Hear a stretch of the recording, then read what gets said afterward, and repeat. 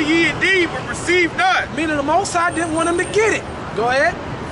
Make the heart of this people fat, and make their ears heavy, and shut their eyes, lest they see with their eyes, and hear with their ears, and understand with their heart, and convert, and be healed. Meaning put stumbling blocks before them.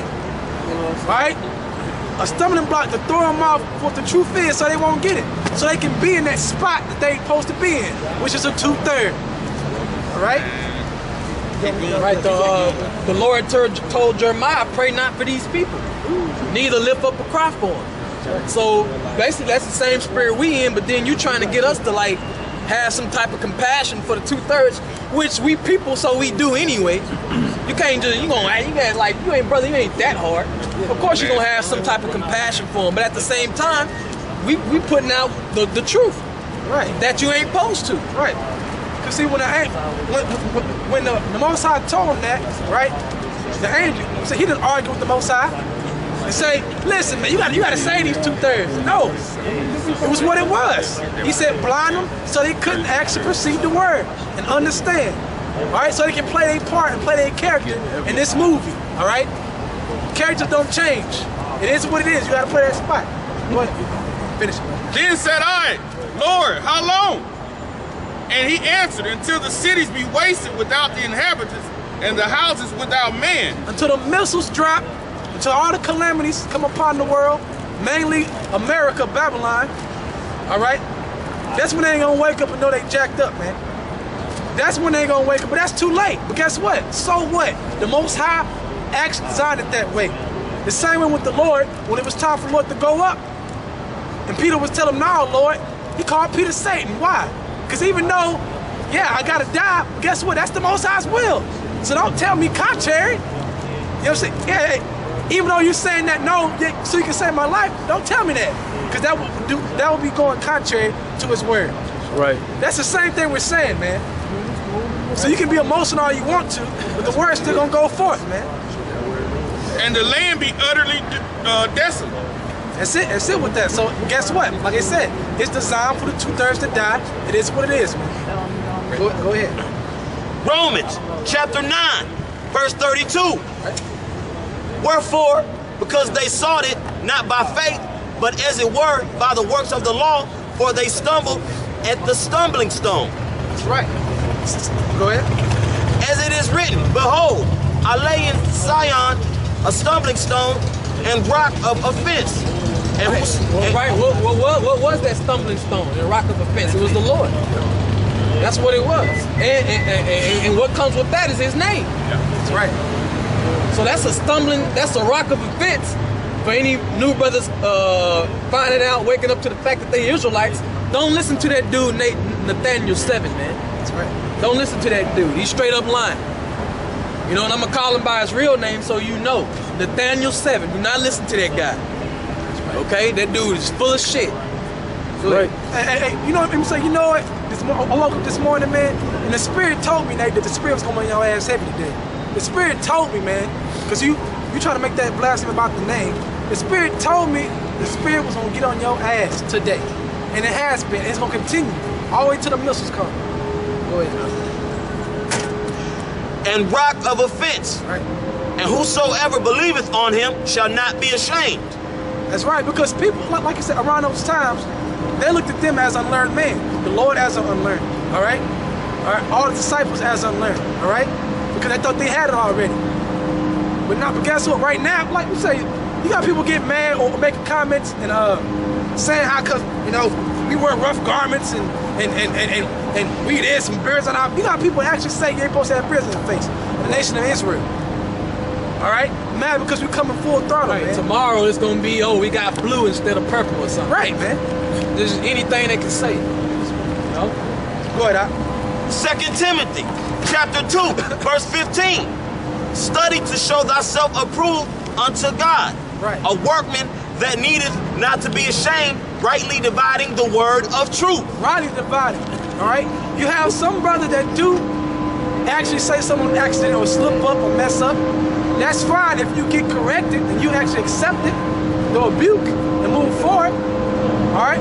But if you're being rebellious against the rebuke, That's when the Most High gonna jack your ass up. According to Scripture, man. You're supposed to study and search the Scriptures, as we've been saying, to see if those things are true or not. Oh man,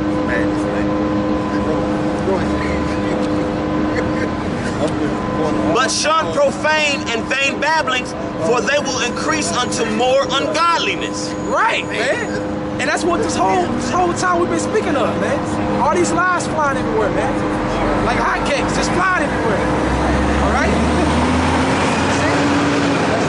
Jeremiah 5:21.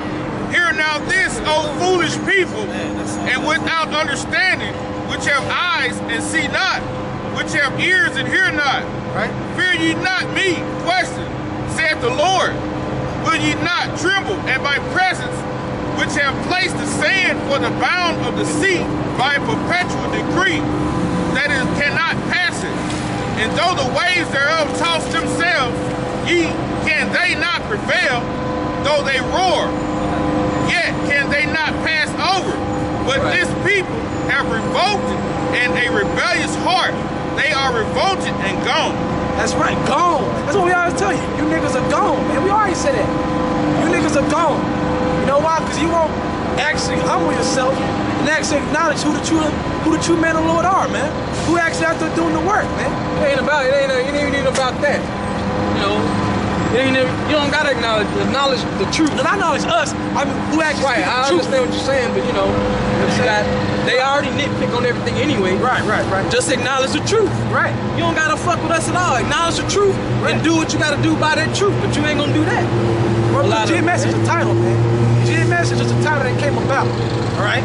That don't mean nothing, man. It's about Yahweh and Yahweh Shah pushing his word out correctly. Piggyback on what you both just said. Really, what it comes down to is if you ain't, you said earlier, you ain't confessing the name. That's right. Like in 2nd Ezra's, the 2nd chapter. It starts right there. You gotta confess the name. What's the name? Yahweh Shai. Yahweh Ba'Hashem Yahweh Shai. Alright, it starts there. And the Most High has to actually give you his name. You can hear the name all you want, but if he doesn't actually give you the name, then you're just gonna be out there bad anyway, which is the reason why you're out there teaching all the madness that you are. I get one scripture. Psalms 141. Start at 3.